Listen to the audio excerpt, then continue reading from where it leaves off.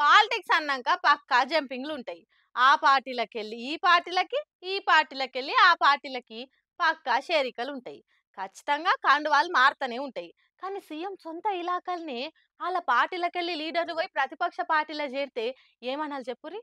అగో ఈ కథ ఎటో ఎరైటీగుందిగా అనంటే అదే అయింది మరి ఈడ.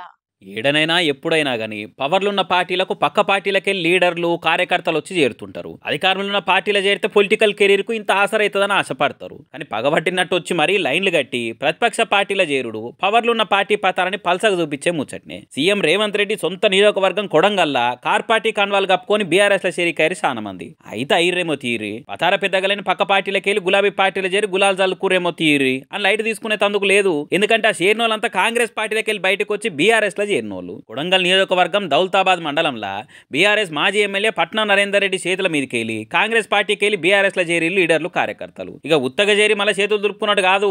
ఈ నెల 17వ తారీఖు నాడు చేవెల నియోజకవర్గం షాబాద్ లో కేటీఆర్ పెట్టే మహాధర్నాల పెద్ద ఎత్తున రావాలని పిలుపునిచ్చిండు పట్నం నరేందర్ రెడ్డి. మరి ఆయనతో 6 గ్యారెంటీలు అన్ని తీర్ల హామీల గురించి పబ్లిక్ కానొచ్చిన కాడలు అడుగుతుండేవారు కదా. కాంగ్రెస్ లో కష్టమే అనుకున్నారో లేకుంటే లోపల రాజకీయాలు ఏం నడిచినాయో తెలియదు కానీ ఇట్లా సీఎం సొంత ఇలాకాలనే కథ ఈ తీరు ఉంటే ఇంకా రాష్ట్రంలో కడమ నియోజకవర్గాలలో ఏందో పరిస్థితి అనుకుంటే ముచ్చట ముంగటేసుకోబట్టిరు హామీలేమాయను గులుగుతున్న జనాలు. సీఎం రేవంత్ సారు గడియ రికాం లేదు గవ్వ ఆమ్దాన్ లేదన్నట్టు మస్తు సీరియస్ గా Delhi to Hyderabad, Hyderabad to Delhi shuttle విమానం లెక్కనే అప్ అండ్ డౌన్ కొడుతుండు. ఇక ఇవాళనైతే సార్కి ఇంటికి వచ్చే టైం కూడా లేక ఢిల్లీ నుంచి సీదా సింగపూర్ కు పయనం కట్టిండు. అట్నుంచి అంటే మళ్ళా దావోస్కు పోతుండట.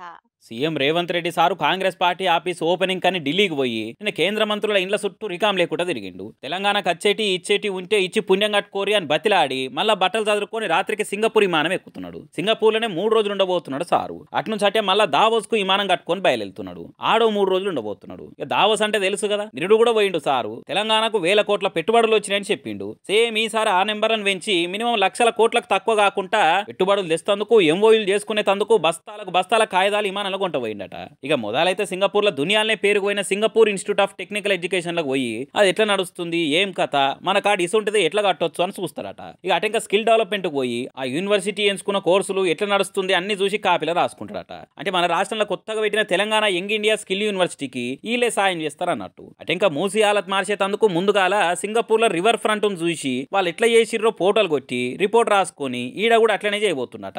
ఇక 3 వద్దులైనాక మళ్ళా వరల్డ్ ఎకనామిక్ ఫోరం వార్షిక సదస్సు 2025 మీటింగ్ లో పోయి పాల్గొంటాడు. మరి చూడాలిగా ఈ ఏడాది ఎన్ని లక్షల కోట్ల బ్యాగులు సదురుకొని తెస్తాడో సారు.